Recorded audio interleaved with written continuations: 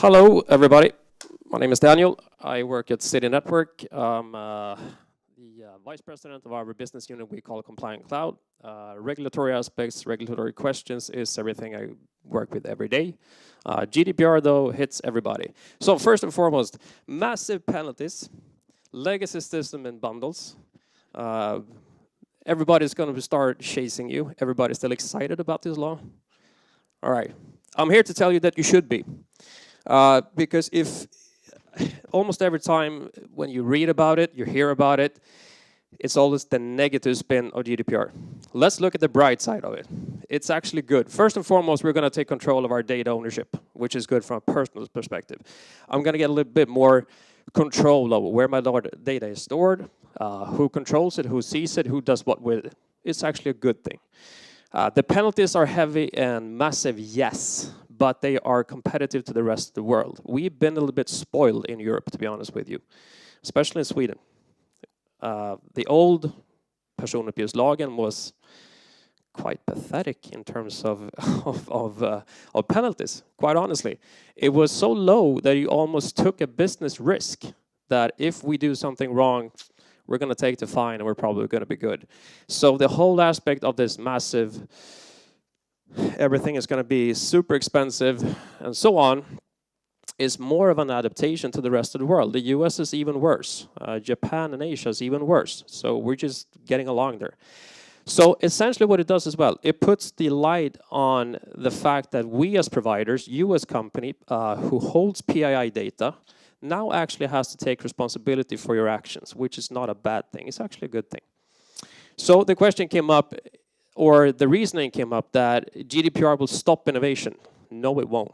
It's going to inject innovation in terms that if you have an old IT environment and you consider it a little bit stale, and we've been doing this thing forever, the term "så här har vi alltid gjort det" is out the door. This actually put a bit of a burst to you as a company start to modernize your IT. It's not a bad thing at all. I'm going to talk about it a little bit later, but just so my spin on this presentation is more from the positive side, and also I assume in this presentation that you have some sort of IT infrastructure which you manage yourself, or that you have outsourced it to somebody else and you hold PII data. So if you keep that in mind, it's probably going to make more sense. I've been working with this for about 1.5 years now, this law, because yes, it was implemented in 2016, but it was actually 5 years in the making before that. So this whole notion we don't have a lot of time, it's a short time for the implementation part, but the grasp of the law was actually started to take place 5 years ago, so the time has been there. So when I've been looking at this from a practical perspective, when you host information, when you handle PII data, the big thing that has come up, which is going to take a lot of effect, is this: logs, monitoring, and reporting. This is the biggest change from a practical standpoint. You have to be able to log your data, who does what, where, and when. Super important, and you have to be able to show it not only to the authorities, you also have to be able to package and show it to your end customers. Because as an end customer now, I can actually make a request, like Sophia mentioned before. How have you handled my PII data? And have you handled it accordingly to what I gave you consent to handle it for? Meaning, if I gave consent for one specific topic and reason, you can't reuse the data for something else. It's against GDPR law. So logging, super important. And that goes for all your systems. Monitoring, who have seen what, where, and when. Has anybody been able to tamper with the information? That also has to be monitored by you as a provider or you as a company. So it is not just who did what, who could have seen what. Have we in any way, shape, or form made privacy a problem in terms of have I seen too much? So control, access controls for your administrators, for your end users, for whoever you have granted access to your systems has to be taken into account. So if you haven't already, start to look into your access rights. And thirdly, reporting. If you are a bank or if you're a financial company, you're used to send reports to the authorities. And that's nothing new to you. But with this law, it goes for everybody who handles PII data, not only banks and finance. It goes for everybody. And also, the big change is that you're going to have to be able to provide reports to the end customers, as I mentioned, the logs. If I want to make a request, you have to send me a report. And also, it has to be done in due time. You can't wait 6 months. If I ask for it now, I want it quite rapidly. So if you have a massive organization, super data centers from Interaction or whoever, and you have hundreds of servers, how do you do this in a proper manner? Oftentimes, when så här har vi alltid gjort det, is implied, is almost always a manual labor. And what I'm saying to you is that in terms of innovation for your IT infrastructure, this is a great time to start to change that. Automation is going to help you. And it's not automation from data gathering, it's automation for how you handle your IT infrastructure. Ansible, Puppet, Chef, whatever it might be. You want to try to eliminate the manual labor and start to get machines to do the work for you. Let's say you have 200 servers, physical appliances in your data center, and you're going to do an upgrade of some sort. Manually, you do 199 servers, you miss one, and that machine becomes a breach because you didn't implement the update properly. Now we have a problem.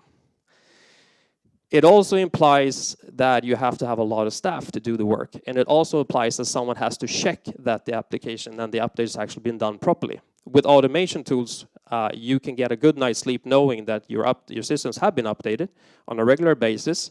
It has been checked as well on a regular basis, and you can see from a log that nothing was missed. So automation is a massive tool for GDPR compliance. So this is where you can start to affect your internal IT solutions on your IT businesses and your CIOs and the CEOs that we have to start evolve. If you already haven't, if you're here already, super, you're in good shape, right?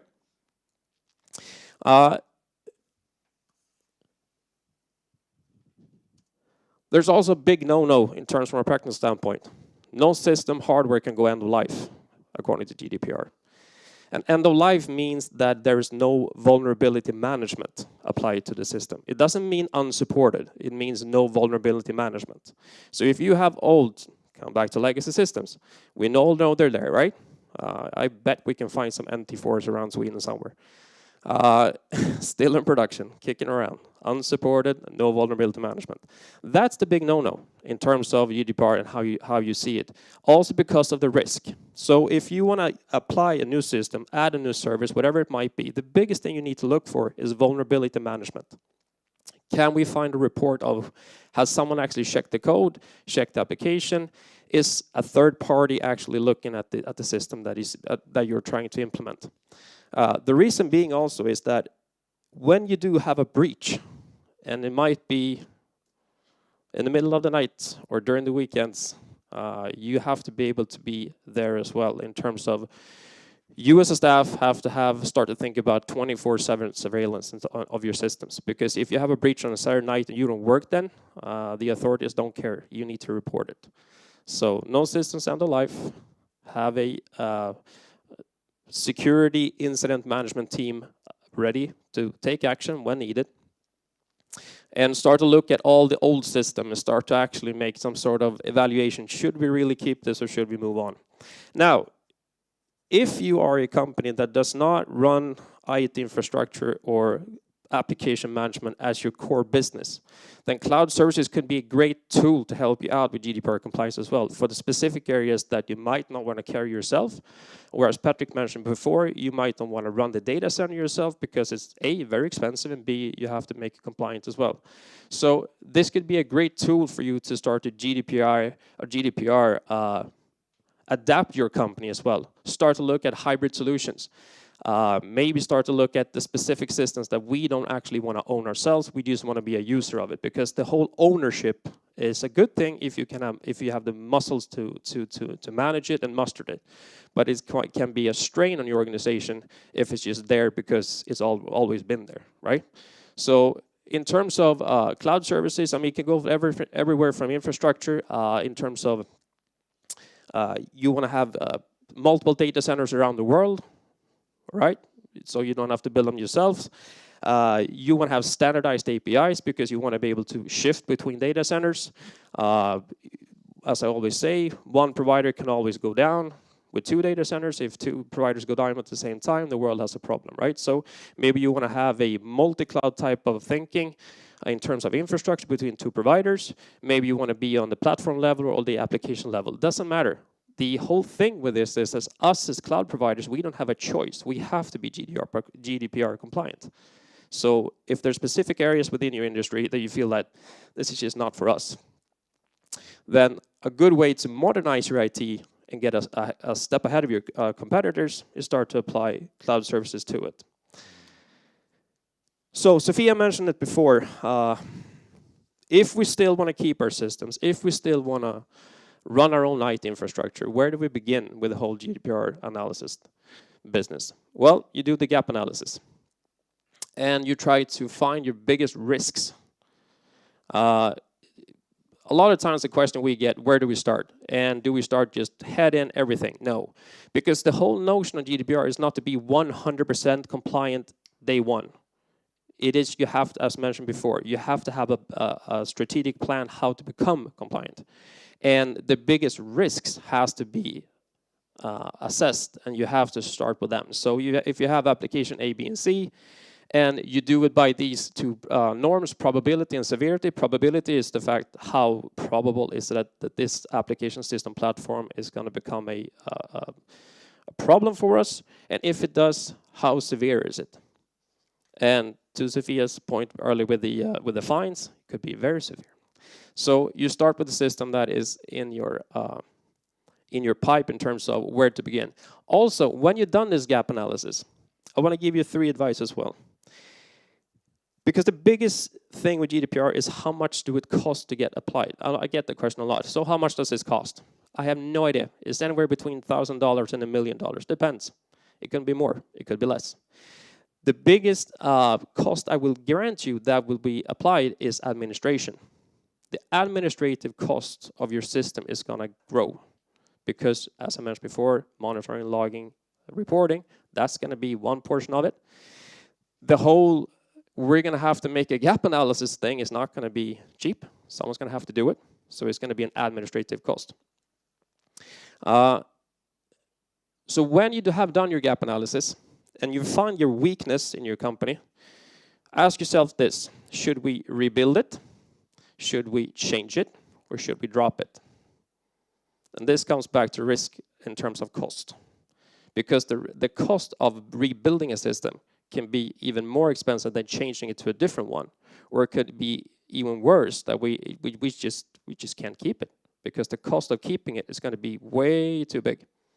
So 3 short terms: do the gap analysis. Should we keep it? Should we change it? Or should we drop it? And don't be afraid to drop a system. Once again, så här har vi alltid gjort. It doesn't apply to GDPR. So you have to be a little bit brave here, yeah? And I know it's going to be tough. You're going to have to convince a lot of people, and there's going to be internal fights, but that's good. Then we start to communicate. All right, so I'm going to give you these because we're running a little bit short on time here. The previous speakers took up my time, so I'm going to speed along here. Anyways, I'm going to give you some concrete things to take with you home. As Sophia also mentioned before, data protection officer. If you are a company that handles PII data, you need one. And if you don't know if you need one, you ask Datainspektionen because they're going to tell you. And you do the question like this: do we actually need one?